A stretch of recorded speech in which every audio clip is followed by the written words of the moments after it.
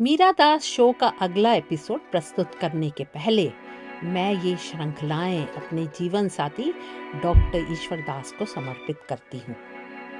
Doctor ईश्वर दास ने मध्य प्रदेश सरकार में बतौर अतिरिक्त सचिव कई महत्वपूर्ण कार्य किए और ख्याति प्राप्त की। वे एक ज्ञानी व्यक्तित्व रखते थे जिन्होंने मुझे अर्जित ज्ञान दूसरों तक पहुंचाने को हमेशा प्रोत्साहित किया है। मेरे शोध में उनका बहुत योगदान भी रहा है। दूसरे व्यक्ति सार्थक मेरे पुत्र हैं, जिन्होंने मुझे ये श्रृंखला प्रोड्यूस करने में इंस्पायर किया है और उसका भार भी उठाया है। इन दो व्यक्तियों के प्रति मैं अपना आभार व्यक्त करती हूँ। Namaskar. Welcome to the Meera Das Show, where I take you through the fascinating cultures of cities, towns, and art objects. Sanchi को उसके मूल रूप में हम आज देख पा रहे हैं, क्योंकि यहाँ पर कई पुरातत्वविद, आर्कियोलॉजिस्ट, शोधकर्ता, भोपाल बेगम और अन्य विशेषज्ञों का सहयोग रहा है। जैसा कि हमने मीरा दास शो के Sanchi Stupa of Ashoka almost shift to London में देखा, कैसे यहाँ के तोरण द्वारों का अपने मूल स्थान पर पाया जाना एक कहानी की तरह है। इस कहानी में तोरण द्वारों को ले जाने के प्रयत्न से लेकर उसके संरक्षण की कहानी है।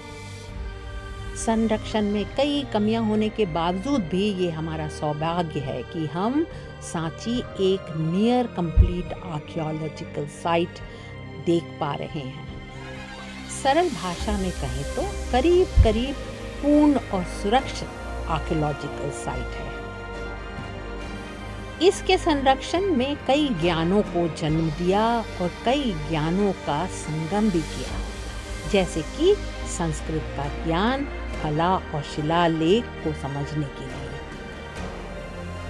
Sanchi Stupa of Ashoka almost shift to London में हमने सांची के तोरण द्वारों को लंदन ले जाने के साथ भोपाल नवाब सुल्तान जहां बेगम को जोड़कर प्रस्तुत किया था।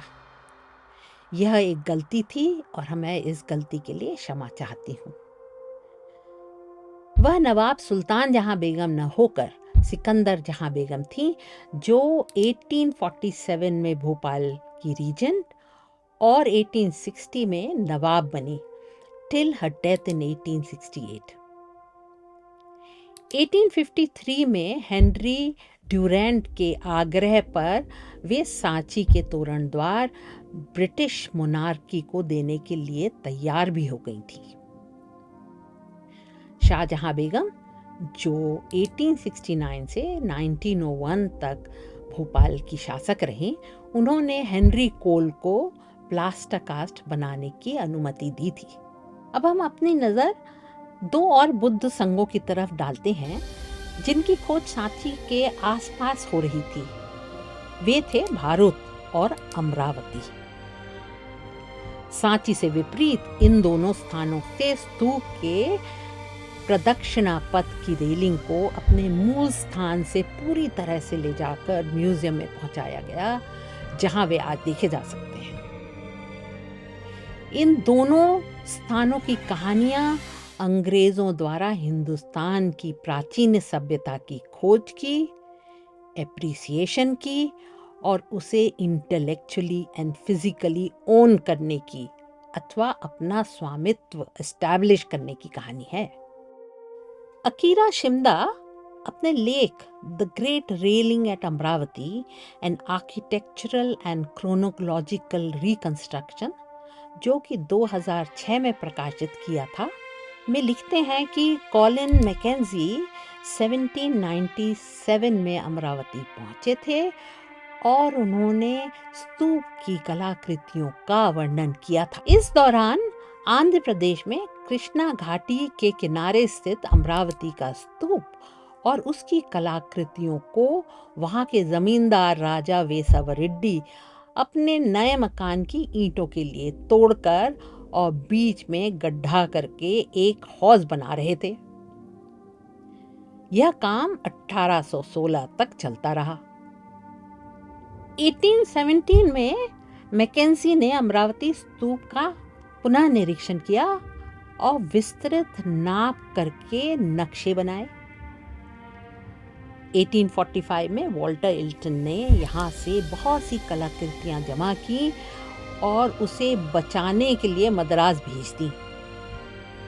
इन सबको बेहतरीन तरीके से रिकॉर्ड करके आगे लंदन भी भेज दिया गया, जहां उन्हें मैकेंजी के नक्शों की मदद से पुनः बनाया गया। ये आज ब्रिटिश म्यूजियम का मूल यानी कोर अमरावती कलेक्शन कहलाता है। इलियट के बहुत डिटेल रिकॉर्डिंग के बाद और कलाकृतियों को हटाने के बाद भी रॉबर्ट स्वेल ने यहाँ 1877 में खुदाई की, जिसमें उन्हें 59 स्कल्पचर्स और 28 रेलिंग के टुकड़े मिले।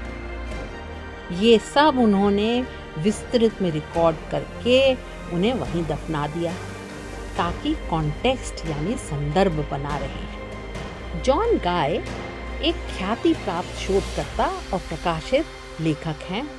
अपनी महत्वपूर्ण पुस्तक tree and serpent early Buddhist art in India में अमरावती से पाई गई कलाकृतियों और शिलालेखों का विस्तृत वर्णन करते हैं और हमें उनकी अद्भुत कारीगरी के मतलब और छुपी सांस्कृतिक धारणाओं की जानकारी देते हैं।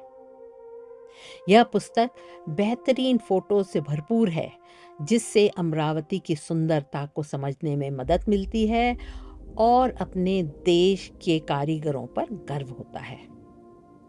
जरूरी है समझना कि ऐतिहासिक और आध्यात्मिक महत्व के अलावा यहाँ से पाई गई हर वस्तु हिंदुस्तान की उच्च संस्कृति यानी हाई सिविलाइजेशन का प्रतीक रही हैं और हमारे अस्तित्व की पहचान भी। लाइमस्टोन में बने ये कलाकृतियां बुद्ध के जीवन जातक कथाओं पर आधारित हैं, जिसमें मायावी जीव जंतुओं को, यक्ष यक्षिणी को और अन्य मिथक वस्तुओं को सरलता के साथ सार्वजनिक जीवन में जोड़कर दर्शाया है। ऐसा लगता है मानो हमारा इस दुनिया में होना एक बड़ी नियति की साजिश है, जिसका हम सिर्फ एक हिस्सा हैं। सांची और भारत की तरह अमरावती में भी हमें दर्शन शास्त्र, आध्यात्म और कला का विस्मयपूर्ण मिश्रण या एस्टॉनिशिंग फ्यूजन मिलता है। उदाहरण के तौर पर एक कलाकृति जिसमें 5 फन वाले नाग देवता जो कुंडली लगाकर बैठे हैं, उसको ध्यान से देखते हैं। इस बहुत ही बैलेंस्ड और जीवित कलाकृति में नाग के शरीर का हर मोड़, हर स्केल को पूरे कंट्रोल और निपुणता के साथ दर्शाया है। यह नागदेव मणि धारण किए हुए हैं, जो उनके गले में फूलों से सज्जित सोने के मानिकों के बीच हार में पिरोया गया है। नीचे एक आसन दिखाया गया है जो बुद्ध का प्रतीक है, जिसके नीचे बुद्ध पाद है, जिस पर धर्म चक्र, स्वास्तिक और अन्य मंगल चिन्ह बने हैं। नागदेव या नागराजा किसी सेक्रेट पेड़ के नीचे बैठे हैं, जिसे शैलो कार्विंग में बनाया है। इतना उत्कृष्ट या रिफाइंड कार्विंग एक बहुत डेवलप्ड सिविलाइजेशन को रिप्रेजेंट या चिन्हित करती है। मध्य प्रदेश में भारत प्राचीन राजमार्ग दक्षिण पथ में सतना से इलाहाबाद के बीच पड़ता था और बौद्ध संघ का एक महान केंद्र था। किसी भी अन्य बौद्ध केंद्र की तरह यह ज्ञान और भक्ति पर आधारित था, जहां बुद्ध की उपस्थिति महास्तूप में सुरक्षित उनका धातु कलश या रेलिक कास्टिंग था। महास्तूप को संवारना, सुशोभित करना बौद्ध भिक्षुओं के जीवन का अहम कार्य था। सांची और अमरावती की तरह यहाँ के महास्तूप की अलंकृतियाँ या एम्बेलिशमेंट्स दुनिया की कलाकृतियों में अहम स्थान रखते हैं और अमरावती की तरह ही ये अपना मूल स्थान से ले जाकर कहीं और किसी संग्रहालय की शोभा बढ़ा रहे हैं। भारत के मामले में अलंकृतियों को कलकत्ता के द इंडियन म्यूजियम में भेज दिया गया था। द इंडियन म्यूजियम कलकत्ता 1814 में भारत का अंग्रेजों द्वारा बनाया गया पहला संग्रहालय था, जिसका उद्देश्य था एशियाटिक सोसाइटी ऑफ बंगाल में रखी ऐतिहासिक वस्तुओं का संरक्षण कर उन्हें दर्शाना। 1878 में जब अलेक्जेंडर कनिंघम ने भारत के बारे में सुना और उसको देखना और खोजना शुरू किया, तब उनको वहां नायाब और बहुमूल्य रेलिंग के बड़े बड़े स्तंभ मिले। यह खोज बेगलर और कनिंघम ने मिलकर की और डिटेल्ड डॉक्यूमेंटेशन के पश्चात पूरा की पूरा पुरातात्विक सामान कलकत्ता भेजने का निर्णय लिया। यह निर्णय गांव वासियों द्वारा पत्थरों के लिए स्तूप को ध्वस्त करने की प्रतिक्रिया से बचाने के लिए लिया गया था। कनिंघम बौद्ध स्थलों को अपने जीवन का उद्देश्य की तरह खोजते रहे और उसका संरक्षण उनके इस उद्देश्य की पूर्ति थी। कलकत्ता के संग्रहालय को नेशनल म्यूजियम का दर्जा दिया गया और सन 1878 में भारत से पाई गई तमाम सामग्री वहां पहुंचाई गई। प्रोफेसर चिल्डर, जो कि लंदन में स्थित थे और भारत के काम पर दी गई जानकारियों पर सलाह दे रहे थे, वे अपने कनिंघम से पत्र व्यवहार में लिखते हैं कि I hear of a proposal to remove them from Bharat. The scheme carries with it a certain aroma of vandalism. Fancy carting away Stonehenge? या कि इसे कलकत्ता भेजने के इरादों में बर्बरता की बू आ रही है। सोचो, स्टोनहेंज के पत्थरों को उसके मूल स्थान से हटाया जाए। बाद में वह लिखते हैं कि I hope that the sculptures may find their way to the London office in London, instead of being consigned to the peaceful oblivion of an Indian museum.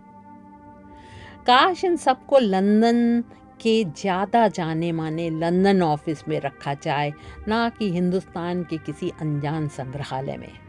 इस पर कनिंघम उनसे मतभेद व्यक्त हुए कहते हैं कि कम से कम ये ब्रिटिश म्यूजियम के तलघर के किसी कोने में बिना हिफाजत के और अज्ञात स्थिति में तो नहीं पड़े रहेंगे।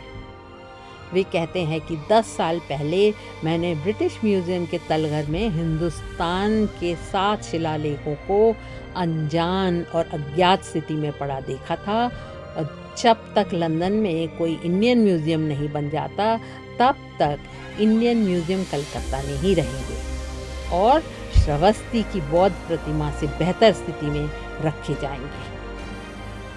यह बौद्ध प्रतिमा को museum of Bengal Asiatic Society में तमाम स्टफ डियर के बीच में रख दिया गया था, जहां से उस पर लिखा शिलालेख भी नहीं पढ़ा जा सकता था। आगे व्यंग करते हुए कनिंघम कहते हैं कि यह शायद इसलिए होगा कि बुद्ध अपने पिछले जन्मों में कभी किंग ऑफ डियर थे।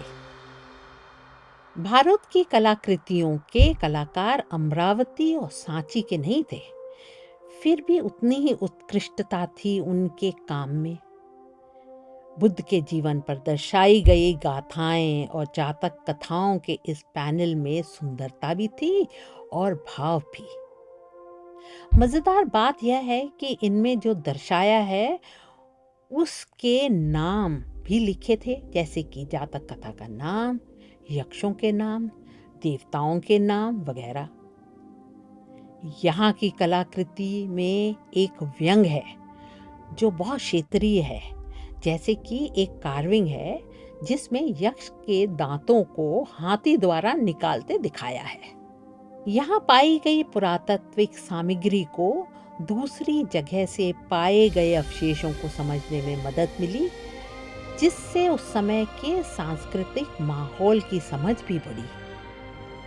अभी भारत का कोई अवशेष उसके मूल स्थान पर नहीं बचा है, परंतु यहाँ से ले जाए गए अवशेषों का फोटो द्वारा ही सही यहाँ पर दर्शाया जाए तो मूल निवासियों को ज्ञान मिलेगा और उनका सेल्फ वर्थ पर भी असर पड़ेगा।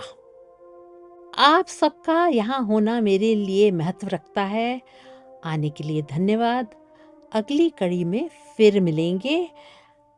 आना ना भूलें, लाइक एंड सब्सक्राइब करना भी ना भूलें। धन्यवाद।